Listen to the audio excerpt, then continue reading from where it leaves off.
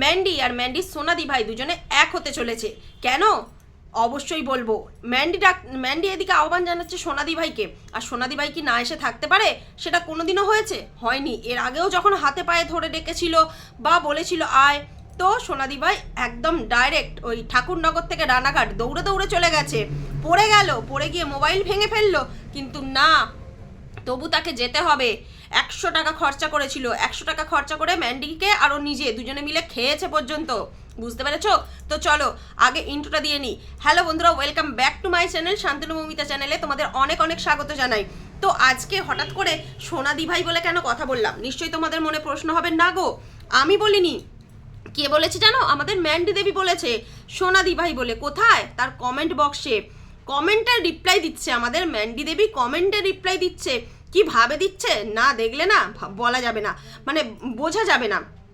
তো না, আমি ওই ওর দিদি ভাইয়ের মতো সব কমেন্টগুলোকে তুলে তুলে হ্যাঁ হ্যাঁ করতে করতে দাঁত বার করতে করতে ভিডিও করতে পারবো না, যেটা রুচিতে বাদে। কেননা ওর স্বভাব কমেন্ট তুলে ভিডিও করা। না, আমিও কমেন্ট তুলে ভিডিও করি, কিছু কিছু ভিডিও যেগুলো দেখি হ্যাঁ এই কমেন্টগুলো দর্শককে জানানো উচিত বা এই কমেন্টগুলোর কোনো ভ্যালু আছে, তখন আমি সেই কমেন্টটা তুলে ভিডিও শুরু করি।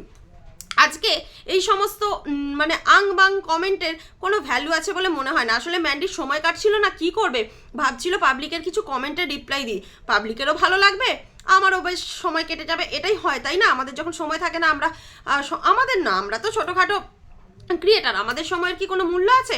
ম্যান্ডির সময়ের প্রচুর মূল্য আছে। তো সেই জায়গা মূল্যবান সময় থেকে কিছু সময় বার করে ম্যান্ডি যদি কমেন্টের পিছনে সময় নষ্ট করে, তাহলে ওই পাবলিক আরও বেশি বেশি করে দেখতে যাবে। না, তোমরা হয়তো ভাববে আরে তুমি ম্যান্ডির পক্ষে কথা বলছো না বিপক্ষে? না, আমি এখন কারো পক্ষেও না কারো বিপক্ষেও না, যেটুকু দেখবো সেটুকুই কথা বলবো, সেটা ভিডিও থ্রু ভিডিও।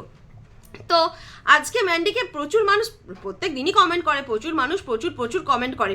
তার মধ্যে আমি একটা বিষয় ম্যান্ডিকে বলতে চাই। দেখ ম্যান্ডি, যে রোগটা নিয়ে পৃথিবী তোলপাড় হয়ে গিয়েছিল, যে রোগটার জন্য মানুষের জীবনযাপনে এত বিঘ্ন ঘটেছে, অনেক মানুষ আছে যারা না খেতে পেয়ে মারা গেছে, অনেক মানুষ আছে জ্বালায় যন্ত্রণায় আত্মহত্যা করেছে, নানান মানুষের নানান সমস্যা কাটিয়ে উঠে আজ এই সুন্দর জীবন, তাই না? সেই জীবনে যারা মানে বেঁচে নেই, চলে গেছে এই দুনিয়া ছেড়ে, তাদের ফ্যামিলিগুলোর কথা ভাব একবার, ঠিক আছে? এই রোগটা নিয়ে অন্তত ছেলে খেলা করিস না, এই রোগটা নিয়ে এরকম বাজে বাজে মন্তব্য করিস না। যাদের হয়েছিল তারা একমাত্র বোঝে যে কি কষ্ট। বিশ্বাস করবে না তোমরা, ওই করোনার সময়তে আমি বাবাকে হারিয়েছি। ওই করোনার সময় অনেক সমস্যার সম্মুখীন হয়েছি, না খেতে পাওয়ার মতো অবস্থা হয়ে গেছিল, ঠিক আছে? যা হোক, তখন সেই সময়টা উতরে গেছি, ধার দেনা করে বলো, যেভাবেই হোক বলো, উতরে গেছি। সেই সময় এই প্ল্যাটফর্মটা যদি মাথায় আসতো, তখন আমরা শুরু করতাম, আজ তোদের মতো হয়তো কিছুটা ভাইরাল হতে পারতাম। যাক, সেটা হয়নি, সেটা নিয়ে বলে লাভ নেই। সেই সময় আমার একবার হয়েছিল, দেখো, করোনা টেস্ট করাইনি, কিন্তু বোঝা যাচ্ছিল যে হ্যাঁ এটাই হয়েছে।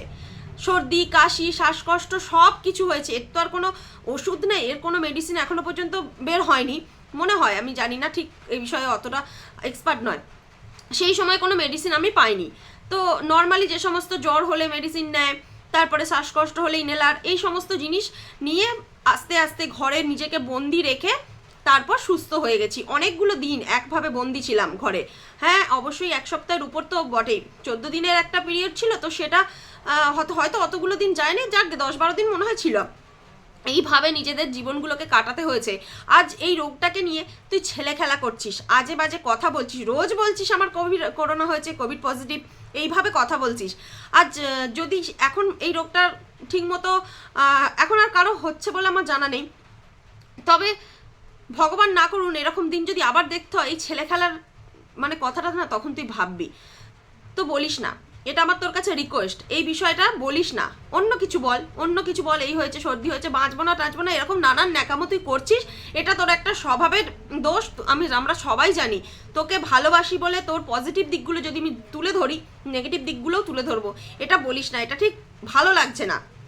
চলো, এবার হচ্ছে কমেন্টে রিপ্লাই দিতে গিয়ে আমাদের ম্যান্ডি তার সোনাদি ভাইয়ের নাম নিয়েছে। কিছু মানুষ এসে বলছে যে একজন ওদিকে ভিডিও করতে বসে গেছে, এগুলো এই বলবে তোমাকে। হ্যাঁ, তখন ম্যান্ডি বলছে হ্যাঁ সোনাদি ভাই বলে কথা, এই যে কথাটা ম্যান্ডি বলেছে, তো সোনাদি ভাই আর ওকে নিয়ে খিল্লি করলো না, সোনাদি ভাই ওকে যাচ্ছে তাই কথা বললো না, শুধু হেসে উড়িয়ে দিল। ও মনে মনে ভাবছে যে ম্যান্ডি আমাকে বোধহয় ম্যান্ডি অনুতপ্ত, তাই আমাকে সরি বলতে চাইছে। আর ম্যান্ডি কি জানো তো, ম্যান্ডি হচ্ছে একটা জিনিস যেটা হচ্ছে ও চায় ওকে নিয়ে প্রচুর কন্ট্রোভার্সি হোক, এটা কিন্তু ম্যান্ডি চায়, এটা ওর আগাগোড়া অভ্যাস। ও কন্ট্রোভার্সি খুব চায়, কেন না ও জানে কন্ট্রোভার্সি মানেই আমার ভিউজ আপ, আর ভিউজ আপ হওয়া মানে আর্নিং। এই জিনিসটা ম্যান্ডির মাথায় একদম কষে ঢুকে গেছে, যা খুশি তাই করব। কিন্তু হ্যাঁ, ওর এর একটা পজিটিভ দিকও আছে, যেটা হচ্ছে ও সত্য কথা খুব বলে, সেটা ভালোই লাগুক কারো আর খারাপই লাগুক, স্পষ্টবাদী, কোনো ছলচাতুরি নেই মনে। পরকিয়া করেছে সেটাও কিন্তু ছলচাতুরি করেনি, স্পষ্ট বুঝিয়ে দিয়েছে সবাইকে। সেই ঐতিহাসিক লাইভ, তোমরা তো সবাই জানো, অনেকেই জানো আবার অনেকেই জানো না, সেই ঐতিহাসিক লাইভে স্পষ্ট বুঝিয়ে দিয়েছে যে ও কি জিনিস, ও যে পরকিয়া করেছে, সেই পরকিয়া থেকে লাত খেয়েছে, সমস্ত কিছুটা A to Z বুঝিয়ে দিয়েছে। আর যেটা বোঝায়নি, যে বিষয়টা নিয়ে আমরা তখন সেই সময় এত ভিডিও করতাম, এত করে বলতাম যে ম্যান্ডি হচ্ছে মাতাল, ম্যান্ডি ড্রিঙ্ক করে। আমাকে কিছু কিছু পাবলিক এসে কমেন্ট করতো তুমি কি দেখতে গিয়েছিলে, কিন্তু ওই লাইভে ম্যান্ডি স্পষ্ট প্রমাণ করে দিয়েছে না, সে কিন্তু ড্রিঙ্ক করে বা একদম পুরো কি বলবো নেশাগ্রস্ত একজন মানুষ। তো প্রচুর সেই সময় ড্রিঙ্ক করছিল, স্যান্ডি ছাড়াচ্ছিল, ম্যান্ডির সমানে ড্রিঙ্ক করে যাচ্ছে। তো এসব জিনিসগুলো বুঝিয়ে দিয়েছে আমাদের, জানো তো আমরা কন্ট্রোভার্সি করি, তো কিছু জিনিস না চোখ এড়ায় না। এখন আমি ম্যান্ডিকে নিয়ে কি মনে হয় জানো তো, নেগেটিভ ভিডিও করবো না, কেননা যাক আর কিছু করুক না করুক, মেয়েটা সুখে শান্তিতে সংসার তো করছে, শাশুড়িকে নিয়ে, মেয়েকে নিয়ে, শ্বশুরকে নিয়ে, স্বামীকে নিয়ে ন্যাকামো করছে, অবশ্যই ন্যাকামো করছে।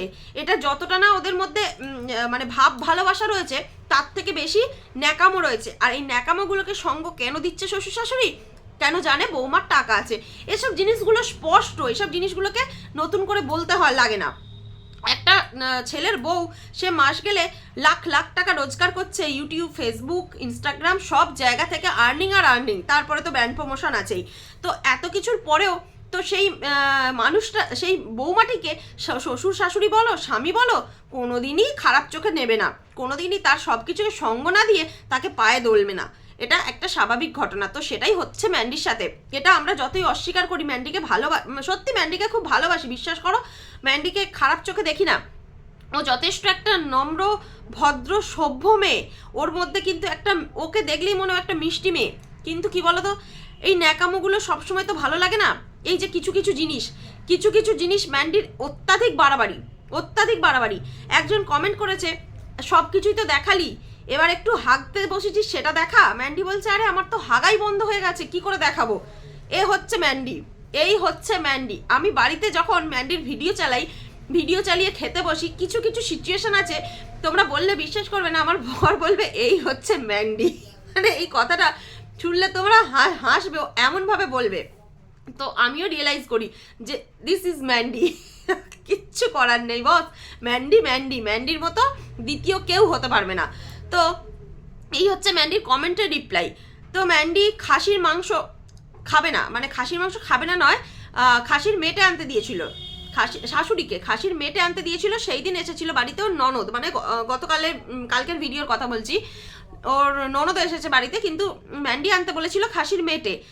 পাবলিক কমেন্ট করছে কি খাসির মেটে আনতে দিলে ননদ এসেছে বলে, তো খাসির মাংস আর আনতে দিলে না, ওই জন্য শুধু মেটে আনতে দিলে। তো ম্যান্ডি উত্তরে দিয়েছে আমার শাশুড়ি মা মেটে খেতে বেশি ভালোবাসে, তো খাসির মাংস আনতে দিয়েছে, মেটে আনতে দিক বা মাংস আনতে দিক, এই নিয়ে প্রশ্ন করার অধিকার আমার মনে হয় না পাবলিকের আছে। কিন্তু পাবলিক তো বলবেই, ভিউয়ার্সরা দেখছে, ভিউয়ার্সদের জন্য ভিউজ গেন করছো, আর বলতে কেন ছাড়বে বলো। তো ম্যান্ডির শরীর খারাপ হোক, ম্যান্ডির হাগা হোক, ম্যান্ডির বমি হোক, ম্যান্ডি মোটামুটি খেতে ছাড়ে না, ম্যান্ডির পাতলা পটি হলেও ম্যান্ডি খাসির মাংস খাচ্ছে, কন্টিনিউ খাসির মাংস খেয়ে যাচ্ছে, কন্টিনিউ, মানে যে খাবারগুলো খেলে মানুষের পেট আরও খারাপ হবে, পেট গোলাবে, এরকম টাইপের। আমরা সাধারণত কি করি, ওই যখন পেট খারাপ হয়, অবশ্যই আমরা মানুষ, সবার সব কিছুই হয়, তো পেট খারাপ হয়, সেরকম সময় কি করি, বেশিরভাগ আমি আমারটা বলছি, নুন চিনির জল খাই। হয় নুন চিনির জল খেয়ে কিছুক্ষণ দেখি, যদি দেখি না ঠিক হবার নয়, তখন মেডিসিন নিই। এটা সবাই জানে, কিন্তু মেডিসিন নিই আর হালকা ফুলকা খাবার খাই। আমি তো বেশিরভাগ ওই মুড়ি চিনির জল করে খাই, তাতে শরীরটা ভালো হয়। আর সাদামাটা খাবার, একদম সাদামাটা খাবার খাই, ভাত তার সাথে একদম আলু সিদ্ধ ভাত হলে খুব ভালো হয়, আর এছাড়া কিচ্ছু না। তো এরকম খাবার খেতে পছন্দ করি। সেখানে ম্যান্ডি কি বলে, না আমার বিষক্ষয় হবে, আমি আরও খাবো। এই হচ্ছে ম্যান্ডি, দিস ইজ ম্যান্ডি, বুঝেছো তো? তো এই সব জিনিস দেখতে দেখতে পাবলিক খুব ভালো বুঝে গেছে যে ম্যান্ডি কি জিনিস।